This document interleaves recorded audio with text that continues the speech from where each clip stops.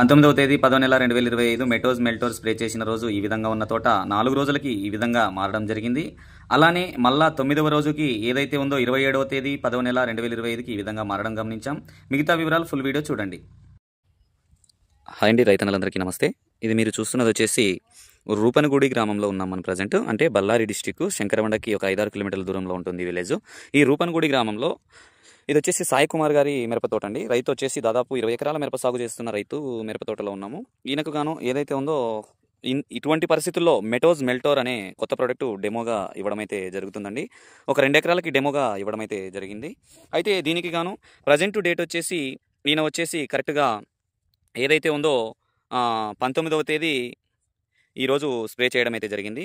ఈ 19వ డేట్కి గాను ఈ విధంగా ఉన్న తోటని మళ్ళీ మనం నెక్స్ట్ ఒక 5 to 6 డేస్కి లేదా 8 డేస్ మధ్యన ఫుల్ రివ్యూ వీడియో మీకు చూపిస్తానండి. మొత్తానికి మెటోజ్ మెల్టోర్ అనేది ఎస్ఎస్బి క్రాప్ కేర్ అనే వస్తున్న ఒక ప్రోడక్ట్ అండి.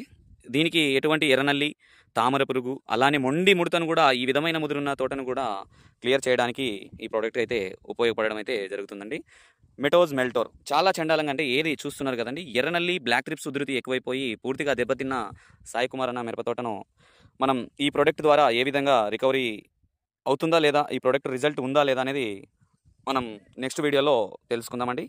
ఇప్పటికీ దాదాపు 1.5 నిమిషం మనం వీడియో తీసుకున్న తర్వాత అది మెటోజ్ మెల్టోర్ కూడా చేసిన తర్వాత ఏ విధంగా ఉందనేది రైతు దగ్గర అడిగి తెలుసుకుందామండి. ఓకే, నమస్తే అన్న. నమస్తే అన్న. మీ పేరు? సాయి అన్న. సాయి. ఏ ఊరు అన్న మీది? ఇది రూపనగుడి అన్న. రూపనగుడి ఎక్కడ వస్తుంది?